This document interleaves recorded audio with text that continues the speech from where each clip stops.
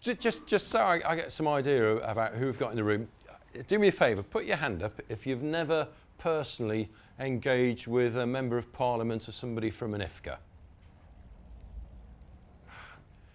Good afternoon. My name's Nigel Horsman and I want to talk to you about bass. And I did that because I think most of you have already started engaging with Members of Parliament and people in IFCAs.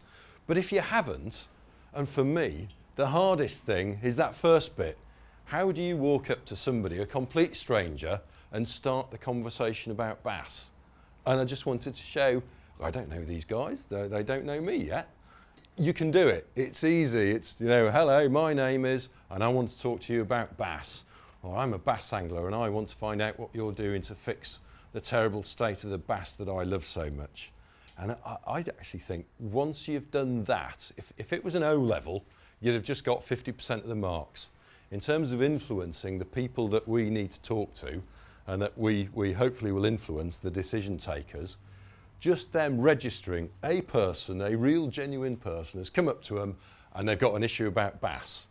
They're not going to remember half of what you say, probably not going to remember anything of what you say, but that bit will stick. And if 10 or 20 people did that for an MP or the chairman of an IFCA, the thing that MP or chairman of an IFCA will remember is people seem to be worried about this particular subject. And I actually think social media, absolutely, but 10 or 20 people coming face to face with somebody is worth 10,000 email click votes for a particular campaign. But we do need to do social media as well. I just, possibly for the video, for people who've never done it, that's the bit that you've got to get over. Once you're there, I think talking about it's easy. Anyway, bass this afternoon. My name's Nigel Horsman. I've been helping, leading, whatever, the bass restoration project for about 4 years. And it's been really good fun. If bashing your head against a brick wall, as it sometimes feels, can be said to be fun.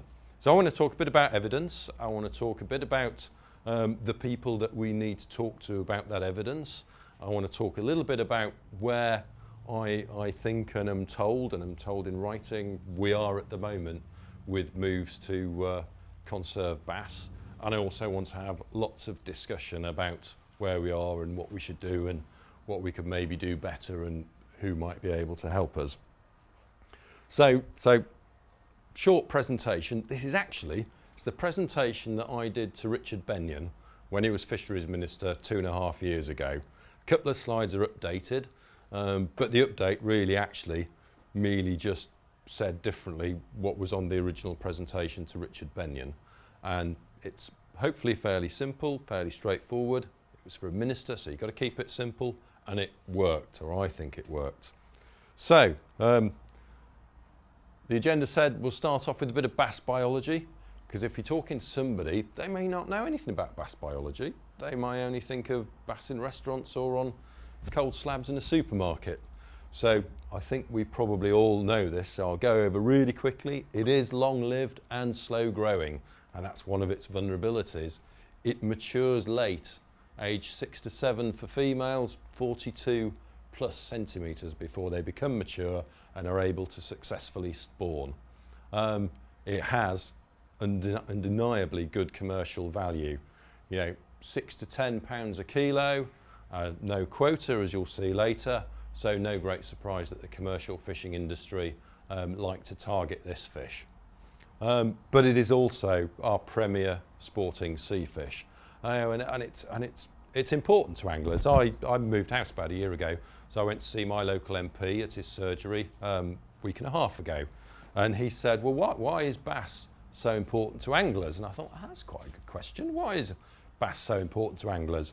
And you guys may get the same question as well. So I rattled off a whole load of stuff about, well, you can catch it from the shore, you can catch it from boats, you can catch it by all kinds of different methods. You can bait fish for it, you can ledger, you can float fish, there's all this modern lure fishing. You can even fly fish for them in the sea. Kids can catch them, adults can catch them, grannies and granddads can catch them. They feed during the day, they feed at night. You can catch them off sandy beaches, off off rocky coastlines. You can catch them in all kinds of different places. You can take the family to the beach and you can slope off and do a bit of fishing. If you're lucky enough to catch one, they fight hard. They're one of our best fighting fish. And so that's exciting. And if you land it, well, they're magnificent, aren't they? A spiky predator with attitude that looks gorgeous. I mean, they're a brilliant fish. And yet, if you want to, you can knock one on the head, take it home, and they make fantastic eating. So, and they're spread all around the coast of Britain, of England and Wales, in the summer, when most of us probably like to go fishing. So it's worth remembering there's a huge range of reasons why they are really important to anglers, and we'll see a bit of proof of that later.